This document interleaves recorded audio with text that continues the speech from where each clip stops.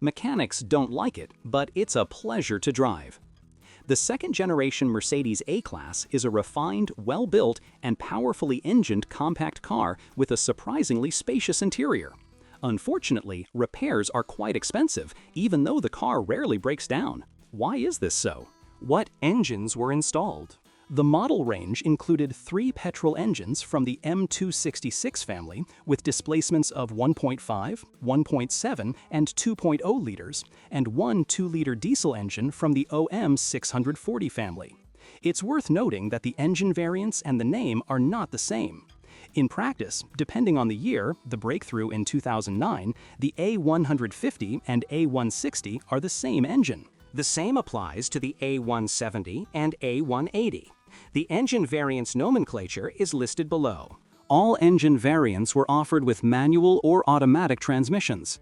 The manuals in all petrol engines, except the 200 turbo and the 160 CDI diesel, had 5 gears. 6-speed gearboxes were offered in the petrol turbo and the 180 CDI and 200 CDI diesels. The automatics in all engine versions are continuously variable. Which engine to choose? I'll start with the car's structure, which has a significant impact on engine selection. As mentioned earlier, the car's floor is double-deck to allow the engine to fit between the floors. However, to actually fit, the engine and gearbox are tilted forward at a 56-degree angle. This means the cylinder head is further forward, and the gearbox is located outside the engine compartment itself, somewhere near the bulkhead, closer to the passenger's feet. Unfortunately, this system makes engine repairs very difficult, especially for mechanics inexperienced with small Mercedes-Benzes. While a specialized workshop can easily lower the entire drivetrain without disconnecting anything, a mechanic unfamiliar with this model may have trouble, which can be quite costly. Moreover, this may be the first and last repair performed by such a mechanic.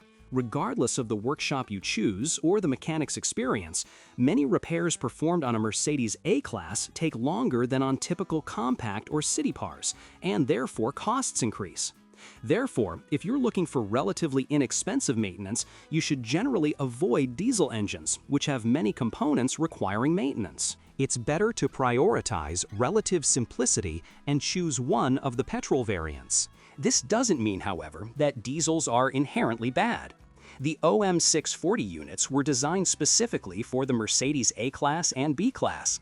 They feature a fairly durable timing chain and relatively simple second-generation common rail injection, still with Bosch solenoid injectors. The turbocharger in the 160 and 180 CDI has fixed geometry, while the 200 CDI has variable geometry. Unfortunately, these engines experience certain problems after mileage exceeding 200,000 kilometers. The first is the EGR valve, which becomes heavily contaminated by the exhaust gas recirculation system. Depending on the version, with or without DPF, the valves have different designs, but they share a common characteristic: severe contamination, which causes power loss. It's recommended to clean the valve every 2 or 3 oil changes, which of course practically no one does due to the cost of the operation. Unfortunately, the intake manifold also becomes heavily contaminated, causing similar problems. Don't ignore any signs of a cooling system malfunction, which can cause the engine to overheat or underheat. Often, the problem lies in a faulty thermostat, which is very difficult to access. Replacing the accessory belt is just as problematic and should be done every 100,000 kilometers. Overall, the OM640 engine is considered quite simple and durable, with the only complication in servicing and repairs being the engine's placement. In practice, therefore, you should expect significant neglect and potential repairs that the previous owner may have put off. Therefore, I believe that buying an A-Class with a diesel engine is always a significant risk, significantly greater than with classic cars. Moreover, the game isn't worth the candle because the diesels don't consume particularly little fuel. According to users, it's between 5.6 and 6.5 liters per 100 kilometers. The only advantage of the more powerful 180 and 200 versions is their good driving dynamics. Although petrol engines are located in the same car as diesels, they present significantly fewer problems due to their relatively simple design. It's worth reiterating that regardless of displacement, the design of these engines is the same. It's also worth noting that the basic 95 horsepower version, A150 and A160, isn't particularly dynamic and is best suited only for short distances or city driving. The 5-speed gearbox in almost every petrol variant can also be a problem on highways. Like the diesel, the petrol engine also has a timing chain, but instead of 2 camshafts, it has 1. The 8 valves are hydraulically controlled. Fuel injection is indirect. However, this doesn't mean there aren't any problems. Higher mileage cars experience starting problems, stalling, or loss of power. This most often indicates a failure of the in-tank fuel pump or the pump relay located in the cabin.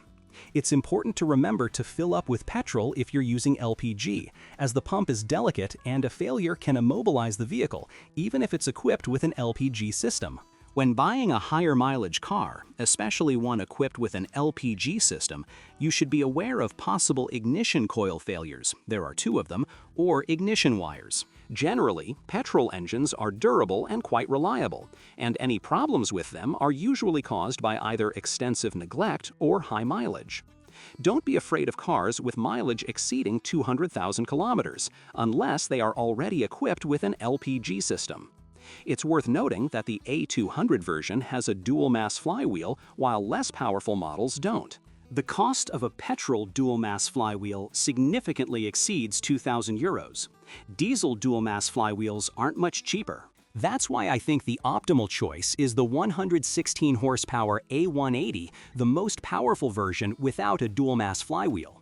If you're buying an A200, it's best to immediately look for the fun-to-drive turbo version, which differs fundamentally only in the presence of a turbocharger and accelerates to 100 kilometers per hour in just over 7 seconds. Unfortunately, it's very rare, and the other petrol variants, including the A200, aren't exactly dynamic. The A-Class's petrol engines aren't particularly economical, but they're also not particularly fuel-hungry. Owners report fuel consumption of around 8 liters per 100 kilometers, with the turbo version requiring more fuel.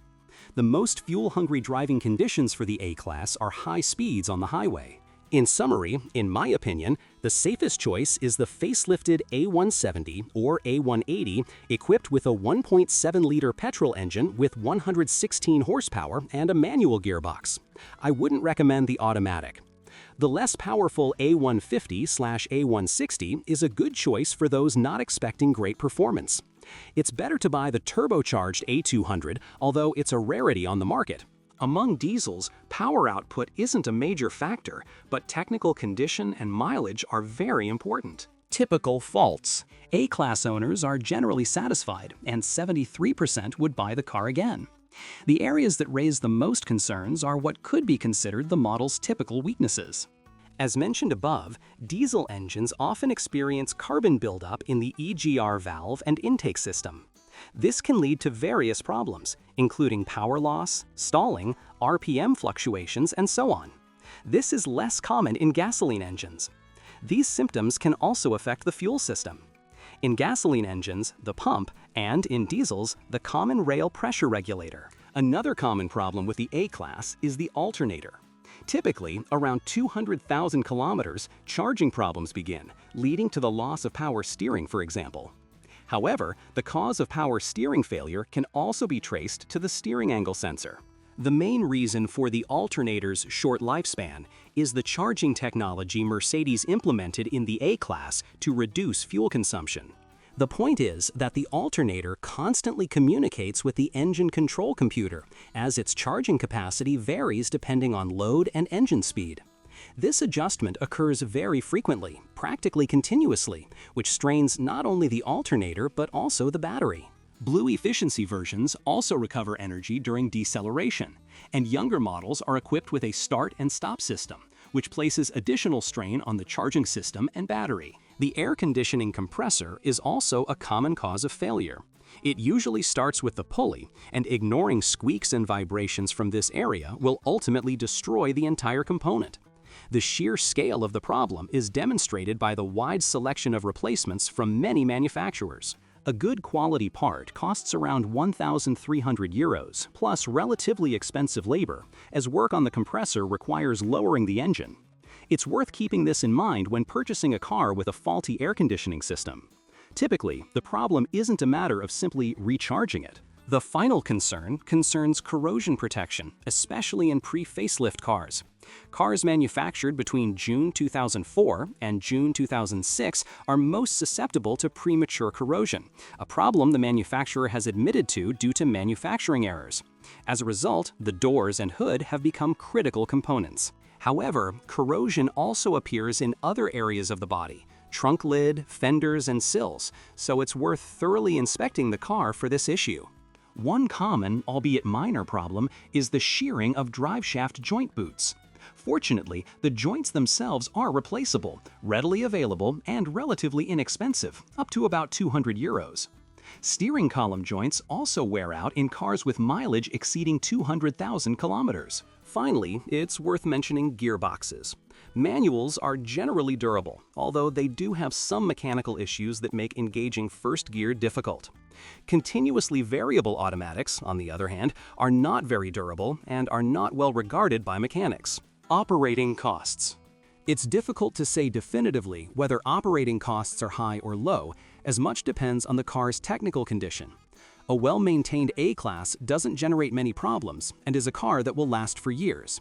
While expensive to maintain, it has a very good supply of spare parts, including inexpensive alternatives for this brand. Serious breakdowns are rare. If the car is new and shows no signs of corrosion, concerns about a faulty alternator or air conditioning compressor shouldn't cause you to postpone your purchase. If it does happen and you fix it, you'll have peace of mind for 100,000 to 200,000 kilometers. It's definitely worth taking this car to mechanics who specialize in Mercedes repairs. Those who work on all cars don't like the A-Class. And even if they do, you'll think they don't like you after receiving the bill. If you need to lower or even remove the engine, it's a good idea to immediately perform a comprehensive inspection, including repairing leaks, cleaning the intake and EGR valve, replacing the glow plugs in diesel engines, and replacing the ignition system in gasoline engines. After such a repair, the car won't generate any significant costs for years to come. However, buying a cheap car with the expectation of fixing a few issues cheaply can be a very bad decision. It's also worth knowing that in the event of a frontal collision, the A-Class is practically a disposable car.